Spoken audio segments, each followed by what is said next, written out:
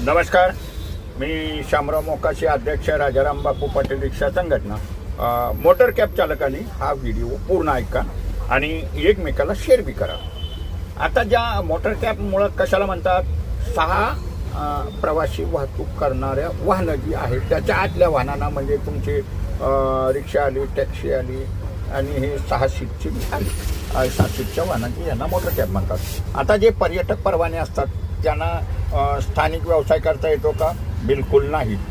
शासन त्यांना भाडं ठरवू शकतं का? बिलकुल नाही। त्याच्यासाठी कायदा करावा लागेल।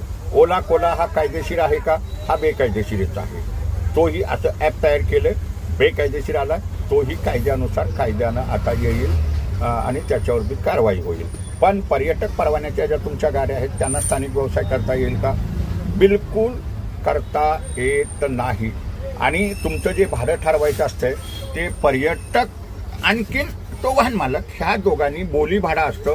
म्हणजे तुम्ही किती अंतरावर जाणार, कोल्हापूरला जाणार, मुंबईतनं कोल्हापूरला जाणार, राजस्थानला जाणार की नागपूरला जाणार, ते तुम्ही किलोमीटर कसं देणार, तुमचं हॉल्ट किती असणार, ड्रायव्हरचा चार्ज किती मारणार, दिवसाचं तुम्हाला रनिंग किती पाहिजे, हे तुमचं तुम्ही बोली भाडं ठरवायचं असतंय। पर्यटक परवान्याला एका प्राधिकरणाच्या हद्दीत व्यवसाय करता येत नाही, यांना मीटर सुद्धा नसतात, हे मात्र लक्षात ठेवा। त्याच्यामुळं यांना स्थानिक व्यवसाय करायचा परवानगीच नाही।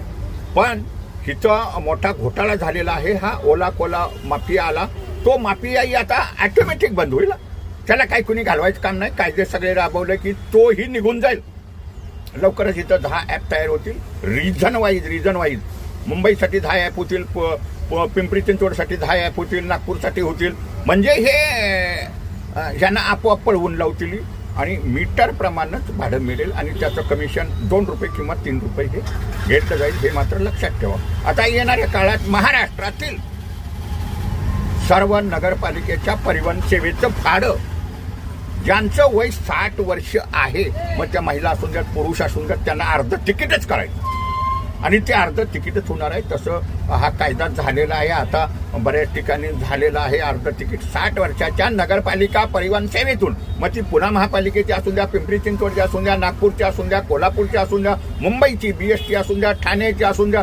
ठाण्यात तर 60 वर्षाच्या पुढच्या मग फुकटच आहे सगळं। मीरा भाईंदरमध्ये बी अर्ध तिकीट आहे, असं काही नाही। तो कायद्याचा आता प्रत्येक ठिकाणी अंमलबजावणी होईल आणि ओला कोला हा कायद्यानुसार कायद्यानंच तो पळून जाईल। मराठी मोटर कॅब चालकांनो 10 वेळा हा व्हिडिओ बघा, एकमेकाला शेअर करा, विचार करा, हवं तर काळ्या